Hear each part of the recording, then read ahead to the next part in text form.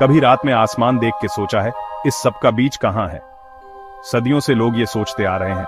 हम ब्रह्मांड को एक बड़ा सा गोला समझते हैं, जैसे गुब्बारा, और हमारी गैलेक्सी कहीं उसके अंदर। और अगर ये गोला है तो इसका बीज भी होगा, है ना? लेकिन बात यह है कि ब्रह्मांड ऐसे काम नहीं करता। कोई एक जगह नहीं है जहां हम उंगली करके बोल सकें कि यही बीज है।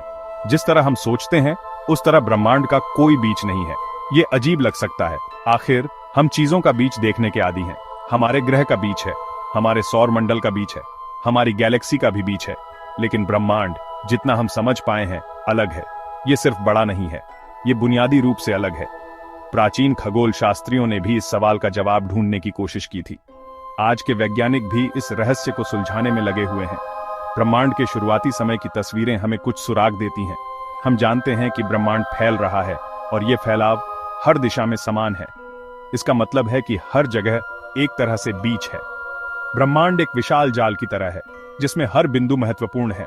तो अगली बार जब आप रात में आसमान देखें तो याद रखें, आप एक ऐसे ब्रह्मांड को देख रहे हैं जिसका कोई बीज नहीं है, लेकिन हर जगह इसका हिस्सा है। ब्रह्मांड का बीज क्यों नहीं है, यह समझने के लिए हमें यह जानना होगा कि यह कैसे बदल रहा है। ब्रह्मांड के विस्तार की अवधारणा को समझना महत्वपूर्ण है, क्योंकि यह हमें हमारे अस्तित्व और हमारे चारों ओर की दुनिया के बारे में गहरी जानकारी देता है। देखिए, ब्रह्मांड स्थिर नहीं है, यह निरंतर गतिशील है और हर पल बदल रहा है। यह ऐसे ही बैठा नहीं है बिना बदले। हर क्षण यह फैलता जा रहा है और इसके साथ ही इसमें मौजूद हर चीज भी। यह लगातार फैल रहा है, यह विस्तार हर दिशा में हो रहा है और यह प्रक्रिया अनंत काल से जारी है। एक गुब्बारे की कल्पना कीजिए जिस पर बिंदु बने हैं। यह एक सरल लेकिन प्रभावी तरीका है ब्रह्मांड के विस्तार को समझने का। अब कल्पना कीजिए कि गुब्बारा फूल रहा है। जैसे जैसे गुब्बारा बड़ा होता है उस पर बने बिंदु एक दूसरे से दूर होते जाते हैं। जैसे जैसे गुब्बारा बड़ा होता है बिंदु एक दूसरे से दूर होते जाते हैं। यह दर्शाता है कि ब्रह्मांड में भी कुछ ऐसा ही हो रहा है। ब्रह्मांड के साथ भी कुछ ऐसा ही हो रहा है। हमारे ब्रह्मांड में गैलेक्सी गुब्बारे पर उन बिंदुओं की तरह एक दूसरे से दूर जा रही हैं। हमारे ब्रह्मांड में गैलेक्सी गुब्बारे पर उन बिंदुओं की तरह एक दूसरे से दूर जा रही हैं। और कोई गैलेक्सी हमसे जितनी दूर है वो उतनी ही तेजी से दूर जा रही है, और कोई गैलेक्सी हमसे जितनी दूर है वो उतनी ही तेजी से दूर जा रही है। यह एक अद्भुत और रहस्यमय प्रक्रिया है जो हमें ब्रह्मांड की विशालता और उसकी जटिलता का एहसास कराती है। यह विस्तार बिग बैंग थ्योरी का एक मुख्य सबूत है जो बताता है कि ब्रह्मांड एक बहुत ही गर्म और घने अवस्था से शुरू हुआ था। बिग बैंग थ्योरी के अनुसार ब्रह्मांड का जन्म एक विशाल विस्फोट से हुआ था जिसने इसे विस्तार करने के लिए प्रेरित किया, जो बताता है कि ब्रह्मांड एक बहुत ही गर्म और घने अवस्था से शुरू हुआ था। इस प्रारंभिक अवस्था से ब्रह्मांड ने विस्तार करना शुरू किया और आज भी यह प्रक्रिया जारी है। यह हमें यह समझने में मदद करता है कि हम कहां से आए हैं और ब्रह्मांड का भविष्य क्या हो सकता है। बिग बैंग कोई धमाका नहीं था जो अंतरिक्ष में किसी खास जगह पर हुआ। यह खुद अंतरिक्ष का विस्तार था। उस गुब्बारे की फिर से कल्पना करो, लेकिन इस बार कल्पना करो कि ये एक बहुत ही छोटे बिंदु से शुरू हुआ। बिग बैंग उस शुरुआती बिंदु की तरह था जब गुब्बारा फूलना शुरू नहीं हुआ था। ये अंतरिक्ष धमाका नहीं था, ये अंतरिक्ष विस्तार था। और क्योंकि खुद अंतरिक्ष फैल रहा था, कोई केंद्रीय बिंदु नहीं था जहां से सब कुछ बाहर निकला। हम आज भी बिग बैंग के अवशेष कॉस्मिक माइक्रोवेव बैकग्राउंड रेडिएशन के रूप में देख सकते हैं। ये रेडिएशन शुरुआती ब्रह्मांड की गूंज की तरह है और ये हर दिशा में दिखाई देता है। इसे समझने का एक और तरीका है। कल्पना करो कि आप उस फैलते गुब्बारे की सतह पर रहने वाली चींटी हो। जैसे जैसे गुब्बारा फूलता है, आप देखते हैं कि बाकी सभी चींटियां आपसे दूर जा रही हैं। लेकिन आप ये नहीं कहेंगे कि आप गुब्बारे के बीच में हैं, है ना? आपके नजरिए से ऐसा लगेगा कि बाकी सभी चींटियां आपसे दूर जा रही हैं और आप सोच भी सकते हैं कि आप सबके बीच में हैं। लेकिन हकीकत यह है कि गुब्बारे पर हर दूसरी चींटी भी यही देखेगी।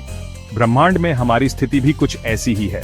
हम इस फैलते हुए अंतरिक्ष की सतह पर हैं और हम देखते हैं कि सभी गैलेक्सी हमसे दूर जा रही हैं, लेकिन इसका मतलब ये नहीं है कि हम बीच में हैं। भाग 5, हमारी दृष्टि की सीमा। अब आप सोच रहे होंगे, अगर ब्रह्मांड फैल रहा है तो यह किस में फैल रहा है? यह सवाल जितना सरल लगता है उतना ही जटिल है।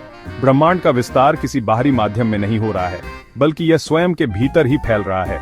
यह एक अच्छा सवाल है, लेकिन इसका जवाब देना थोड़ा मुश्किल है।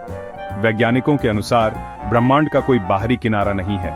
यह एक अनंत विस्तार है जो हर दिशा में फैल रहा है। देखिए, ब्रह्मांड का कोई किनारा नहीं है, कम से कम उस तरह से नहीं जिस तरह हम आमतौर पर सोचते हैं। हम जिस किनारे की बात करते हैं वह वास्तव में अवलोकनीय ब्रह्मांड का किनारा है, जो हमारी दृष्टि की सीमा को दर्शाता है। कल्पना कीजिए कि आप प्रकाश की गति से किसी भी दिशा में यात्रा कर सकते हैं। आप सोच सकते हैं कि आप अंततः ब्रह्मांड के किनारे पर पहुंच जाएंगे, है ना? लेकिन वास्तविकता इससे कहीं अधिक जटिल है। आप सोच सकते हैं कि आप अंततः ब्रह्मांड के किनारे पर पहुंच जाएंगे, है ना? लेकिन ब्रह्मांड का कोई ठोस किनारा नहीं है। यह एक निरंतर फैलता हुआ विस्तार है। लेकिन बात यह है, अंतरिक्ष और समय आपस में जुड़े हुए हैं, और यह जुड़ाव ब्रह्मांड के विस्तार को और भी रहस्यमय बनाता है। और ब्रह्मांड इतनी तेजी से फैल रहा है कि किनारा लगातार प्रकाश की गति से भी तेजी से हमसे दूर जा रहा है। यह विस्तार इतना तेज है कि हम कभी भी इसके वास्तविक किनारे को नहीं देख पाएंगे। हालांकि हम जो देख सकते हैं वह इस बात से सीमित है कि बिग बैंग के बाद से प्रकाश कितनी दूर तक हम तक पहुंच पाया है। यह प्रकाश हमें ब्रह्मांड के प्रारंभिक समय की झलक देता है। इसे हम अवलोकनीय ब्रह्मांड कहते हैं। यह वह सीमा है जिसके पार हम कुछ भी नहीं देख सकते, क्योंकि प्रकाश ने अभी तक उस दूरी को तय नहीं किया है। यह अवलोकनीय ब्रह्मांड हमें ब्रह्मांड की विशालता और उसकी जटिलता का एहसास कराता है। भाग 6, एक ऐसा केंद्र जो नहीं है। तो अगर ब्रह्मांड का कोई केंद्र नहीं है तो हम इसके बारे में बात क्यों करते रहते हैं? खैर, केंद्र के बारे में सोचना स्वाभाविक है। हम चीजों के बीच एक केंद्र बिंदु के आदी हैं। लेकिन जब ब्रह्मांड की बात आती है तो हमें उस विचार को छोड़ना होगा। ब्रह्मांड जितना हम पूरी तरह समझ सकते हैं उससे कहीं अधिक विशाल और रहस्यमय है। यह हमारे रोजमर्रा के अनुमानों के अनुरूप नहीं है। केंद्र की खोज कुछ ऐसी है जैसे परछाई का किनारा खोजने की कोशिश करना। यह एक भ्रम है, नजरिए का एक धोखा है। ब्रह्मांड किसी चीज में विस्तार नहीं कर रहा है, यह बस विस्तार कर रहा है। भाग 7, बदलते दृष्टिकोण।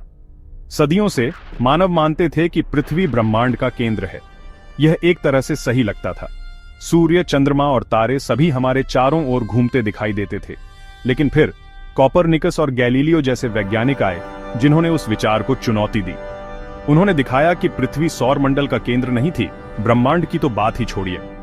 यह एक विनम्र एहसास था, लेकिन इसने हमारे दिमाग को एक बहुत बड़े और अधिक विस्मयकारी ब्रह्मांड के लिए खोल दिया।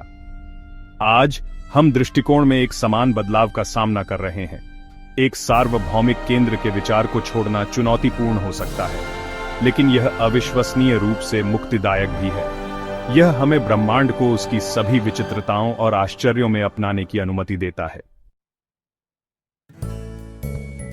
भाग 8, हमेशा विकसित होता ब्रह्मांड। ब्रह्मांड का अध्ययन निरंतर खोज की यात्रा है। आज हम जो जानते हैं वह कल नए अवलोकनों और सिद्धांतों से उलट सकता है। यही विज्ञान की सुंदरता है, यह हमेशा विकसित हो रहा है।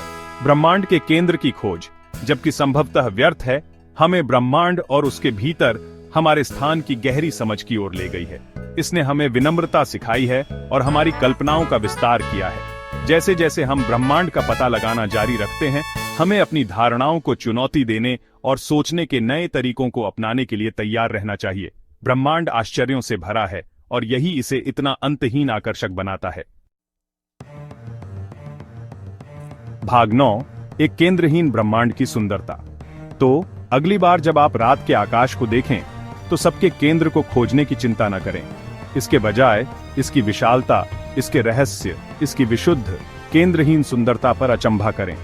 ब्रह्मांड को अद्भुत होने के लिए केंद्र की आवश्यकता नहीं है। वास्तव में केंद्र का अभाव ही इसे इतना विस्मयकारी बनाता है।